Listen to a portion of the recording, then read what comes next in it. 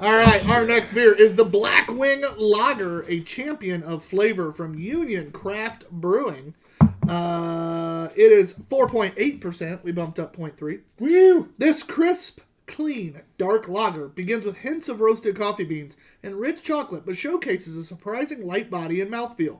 It shouldn't be surprising. It's a lager. It's a lager. This Schwarz beer, German for black beer, is moderately hopped with noble German hops that complement the delicate malt backbone. Not to be underestimated, this dark lager is a true champion of flavor.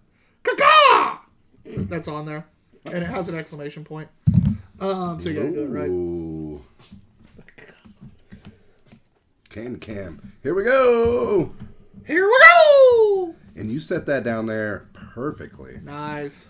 It's looking very sexy. It's like he's done it A few thousand times. Yeah, 1,000 times. And he most of the time gets it right.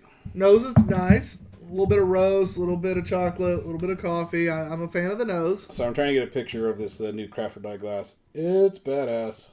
It is pretty badass. You got to take a picture of both of them next to each other. I will. A little more coffee than I think you're going to like. I've had this before. Okay. I got this from Baltimore. I'm sorry. Nah. It's, I think, a little roastier out of the can than it was on tap. I'm a fan of it, but I know you're not as big on the roast as I am. I'm not a coffee guy. But it's not bad. It's smooth. I should have got nothing but like coffee stouts then. Just line it all up. Well, it's so hit and miss. It's sometimes coffee's done extremely well, and I love it. And then other times it's just like, here, let's just go all char. I think it's a nice flavorful coffee, not a ton of char. It's a little roastier than a lot of Schwarzbiers are, not as crushable. Good Schwarzbier has a nice blend of that crushability mixed in with the flavor. I'm lacking a little on that crushability, which disappoints me a little bit. But overall, I think the flavor's still very solid. Yeah. I think it does have a nice creamy body without being super thick. I think it's perfect for what it is. Chris, what are you thinking of it? Well, he's already hit more buttons than Matt does in an entire show. And I love it. I'm here for Listen, it. it's been a long time since Matt hit any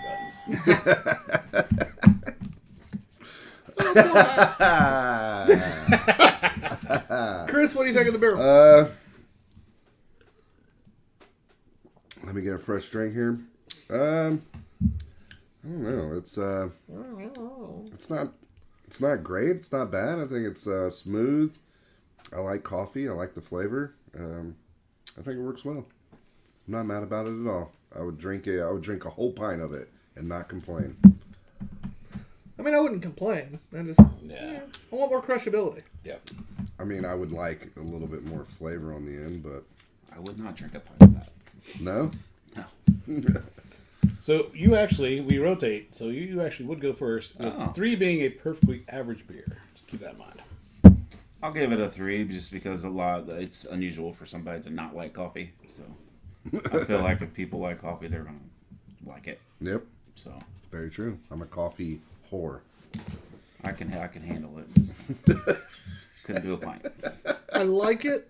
Some of the things I like start really bumping it up, but then some of the reasons I don't like it kind of drop it back down. I'm going to give it a perfect 3. But I don't think it's necessarily an average beer, but I think I have some above average qualities that I like, and then some below average qualities, and it ends up coming out to like an average score. Yeah.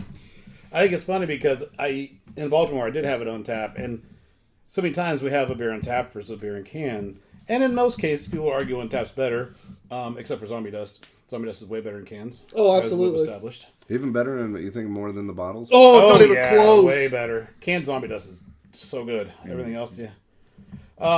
So it's not as good as I remembered, but I'm still going to give it 3 1/4. I think it's well made. 3 1/4. That's where I'm at. Tyler John and off-screen man, bushy beards and nothing hard to be.